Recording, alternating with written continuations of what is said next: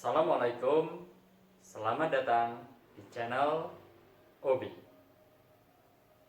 Kita sudah pernah membahas apabila kita mempunyai himpunan S yang bukan himpunan kosong dan R adalah suatu relasi ekivalen pada S, maka kita bisa menemukan suatu koleksi dari himpunan bagian dari S yang merupakan partisi pada S.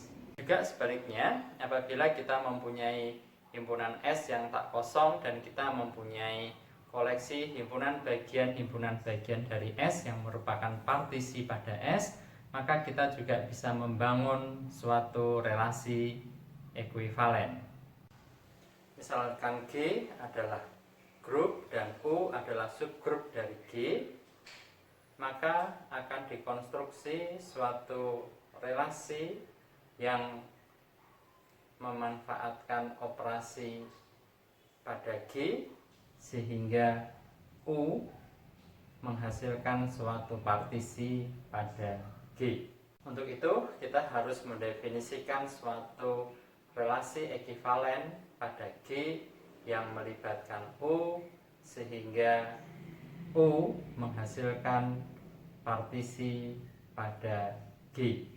Jika kita mendefinisikan R sama dengan himpunan pasang terurut X, Y yang merupakan anggota dari cross G dengan X bintang Y inverse anggota U, maka kita harus tunjukkan bahwa R itu adalah relasi ekivalen pada G. Pendefinisian relasi ini jelas merupakan himpunan bagian dari G cross G, ya. Oke. Selanjutnya kita harus tunjukkan bahwa relasi ekivalen itu bukanlah himpunan kosong. Seterusnya kita harus tunjukkan bahwa relasi yang kita definisikan bersifat reflektif, simetris, dan transitif. Untuk membuktikan bahwa R bukan himpunan kosong, maka kita cukup menunjukkan bahwa R memuat sebuah anggota. Karena G adalah grup, maka G memuat elemen identitas. Taruhlah namanya E yang merupakan elemen identitas terhadap populasi bintang, dan U adalah subgrup dari G, maka elemen identitas itu juga berada di U. Sehingga pasang terurut E, itu anggota dari G cross G, dan E bintang E inverse itu sama dengan E bintang E yang sama dengan E, dan ini ada di U.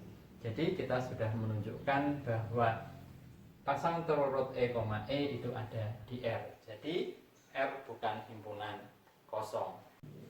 Kita sudah memperoleh yang kita definisikan ini adalah suatu relasi karena dia adalah himpunan bagian dari G cross G dan R bukan himpunan kosong. Selanjutnya akan kita tunjukkan bahwa R adalah relasi ekivalen pada G. Artinya kita harus menunjukkan bahwa untuk setiap A anggota G, maka pasang terurut A, anggota R. Kemudian untuk setiap AB anggota G, untuk setiap pasang terurut AB anggota R, maka pasang terurut BA juga anggota R. Dan yang ketiga kita harus tunjukkan untuk setiap ABC anggota G dengan AB anggota R dan pasang terurut BC anggota R, kita harus tunjukkan bahwa pasang terurut A, C anggota R. Kita akan tunjukkan bahwa untuk setiap A anggota G, maka pasang terurut A, anggota R. Untuk itu kita ambil sekarang A anggota G. Karena A bintang A inverse itu sama dengan elemen identitas, dan elemen identitas itu ada di U, maka kita dapatkan pasang terurut A, anggota R. Selanjutnya kita harus membuktikan bahwa untuk setiap AB anggota G dengan pasang terurut A, B anggota R, maka BA anggota R. Untuk itu kita ambil sekarang AB anggota G dengan AB anggota R, artinya pasang terurut AB itu anggota G dan A bintang B inverse-nya anggota U. Karena U itu subgrup dari G, maka inverse dari A bintang B inverse ada di U. Nah, dengan memperhatikan bahwa BA itu sama dengan pasangan terurut BA sama dengan B bintang A inverse, di mana B bintang A inverse itu sama dengan B inverse inverse bintang A inverse yang sama dengan A bintang B inverse diinverskan, maka dia anggota U. Dengan demikian diperoleh bahwa BA itu anggota G cross G dan B bintang A inverse anggota U. Dengan demikian kita telah buktikan bahwa untuk setiap AB anggota G dengan AB anggota R, maka B A anggota R. Yang terakhir kita harus tunjukkan bahwa untuk setiap ABC anggota G, pasang terurut AB anggota R dan pasang terurut BC anggota R, maka harus tunjukkan pasang terurut A, C anggota R. Untuk itu kita ambil sebarang ABC anggota G dengan AB anggota R dan BC anggota R. Artinya AB pasang terurut AB anggota G cross G dan A bintang B inverse anggota U, kemudian BC anggota R artinya B, C anggota G cross G dan B bintang C inverse anggota U. Karena U dengan operasi bintang adalah subgrup dari G dengan operasi bintang, maka hasil kali dua buah anggota dari U juga berada di U, sehingga kita peroleh A bintang B inverse bintang B bintang C inverse ada di U. Akhirnya kita peroleh bahwa pasangan terurut A, C anggota G dan pasangan terurut A, C sama dengan A bintang C inverse sama dengan A bintang B inverse bintang B bintang C inverse sama dengan A bintang B inverse bintang B bintang C inverse, karena berlaku sifat asosiatif ya, sehingga kita peroleh bahwa A, C itu ada di R.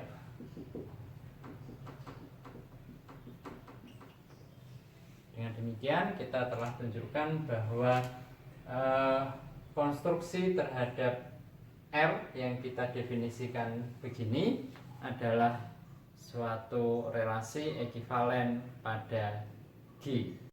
Sejauh ini kita sudah menemukan bahwa apabila G adalah grup dan U adalah subgrup dari G, dengan mendefinisikan R sama dengan himpunan pasangan terurut A, B anggota G cross G dengan A bintang B inverse anggota U, maka kita sudah mendapatkan bahwa relasi ini adalah relasi ekuivalen pada G, sehingga kita bisa mendapatkan suatu koleksi dari himpunan bagian dari G yang merupakan partisi dari G yang berbentuk seperti ini ya. Oke, nah sekarang kita akan tunjukkan atau kita akan menentukan kelas-kelas ekivalen atau himpunan bagian yang menjadi anggota dari koleksi P ini yang diperoleh dengan relasi ekivalen itu. Selanjutnya kita akan menentukan kelas-kelas ekivalen pada relasi R ya, yang tadi diperoleh seperti ini ya. Oke, yuk. Misalkan kita ambil G anggota G yang tetap itu, maka G itu seperti yang sudah kita ketahui adalah notasi yang menyatakan himpunan semua X anggota G di mana pasangan terurut X, G anggota RR yang ini ya. Oke, nah sekarang untuk sebarang G anggota kurung siku G, maka pasangan terurut A, G anggota R artinya A bintang G inverse anggota U. Nah, karena A bintang G inverse anggota U, maka kita bisa tuliskan bahwa A bintang G inverse sama dengan U1 untuk suatu U1 di U. Nah, karena G itu grup, maka kita punya G, sehingga kalau kita kalikan dari kanan kita punya A bintang G inverse G sama dengan U1 bintang G, sehingga kita peroleh A sama dengan U1 bintang G. Oke, dari pendefinisian jadi simbol UG ini adalah X bintang G untuk semua X anggota U, maka A sama dengan U1 bintang G itu menghasilkan A anggota UG, sehingga diperoleh G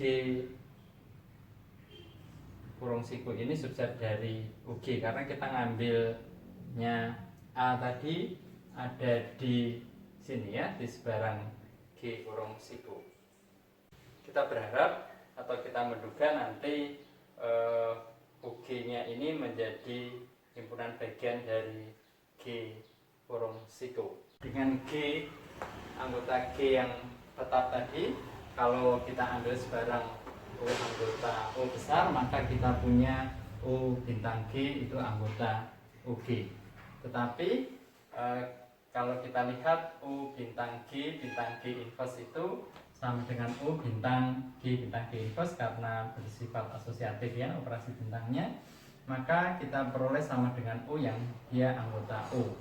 Akibatnya kita peroleh U bintang G, G itu anggota R, sebagaimana pendefinisian R ini ya. Jadi karena ini itu anggota U, maka kita peroleh U bintang G, G anggota R.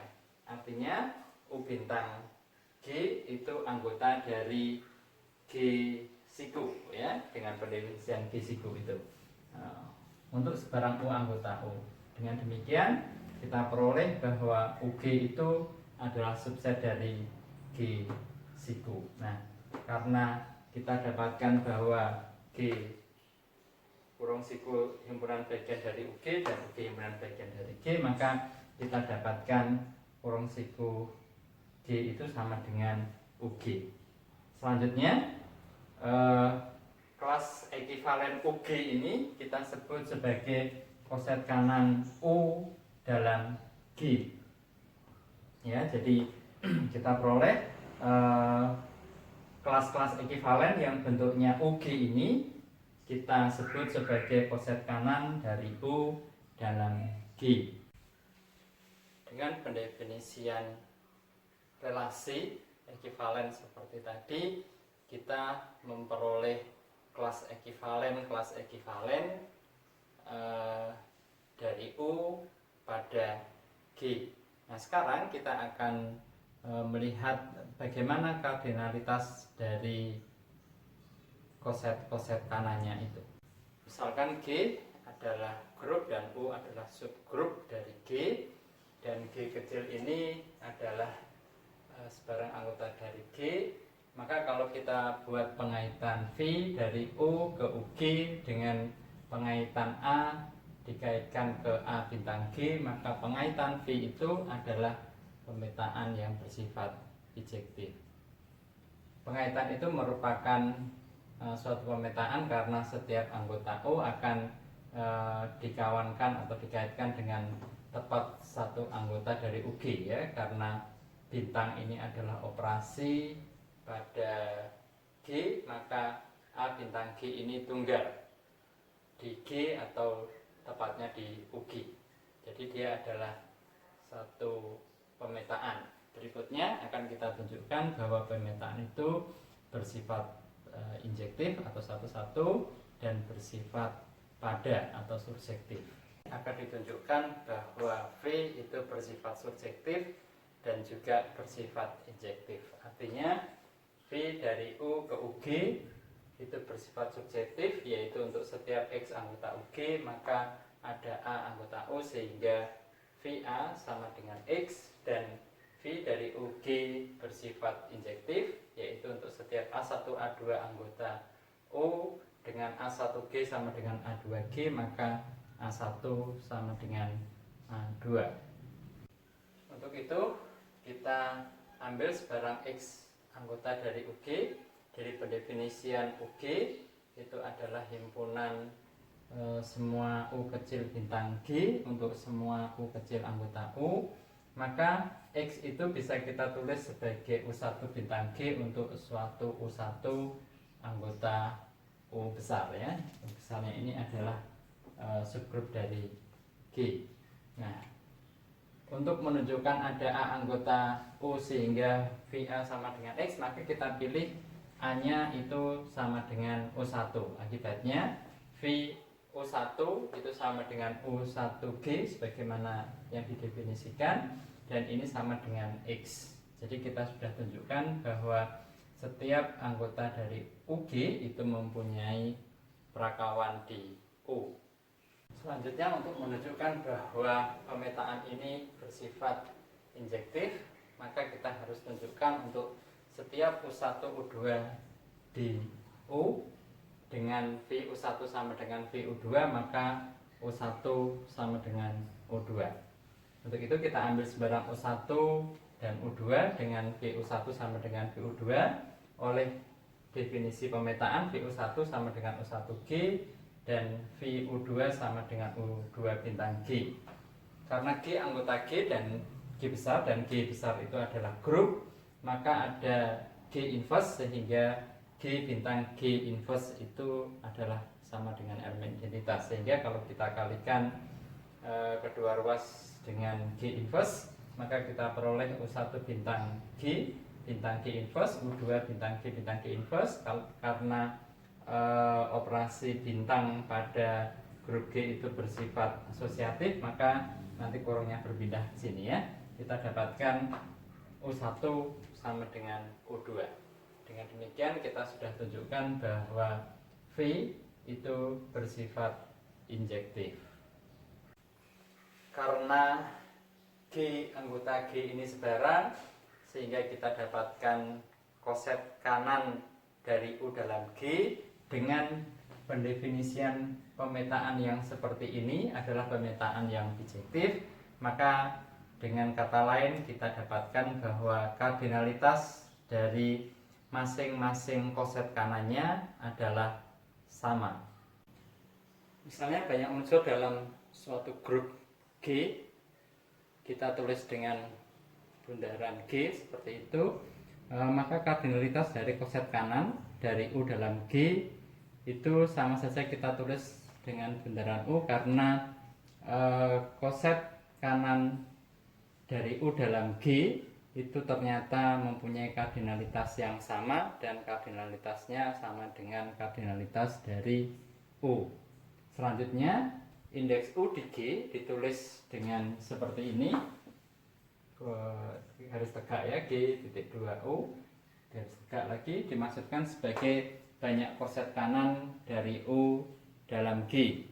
Selanjutnya kita dapatkan teorema Lagrange, yaitu misalnya G dengan operasi bintang adalah grup hingga, artinya kardinalitas dari G atau banyaknya anggota G itu berhingga buah. Kemudian U itu adalah subgrup dari G, maka banyaknya anggota G itu sama dengan banyaknya koset kanan dari U dalam G dikalikan dengan kardinalitas dari U. Koset kanan dari U dalam G kita peroleh tadi dengan mendefinisikan suatu relasi X, Y anggota G cross G, di mana X bintang Y inverse anggota I, maka kita peroleh suatu koleksi P yang isinya adalah koset kanan dari U dalam G yang dia merupakan partisi pada G. Artinya G adalah gabungan dari koset kanan dari U dalam G, yang masing-masing koset kanan yang berbeda irisannya adalah himpunan kosong. Akibatnya banyaknya anggota dari G adalah sama saja dengan banyaknya gabungan dari anggota-anggota koset kanan dari U dalam G.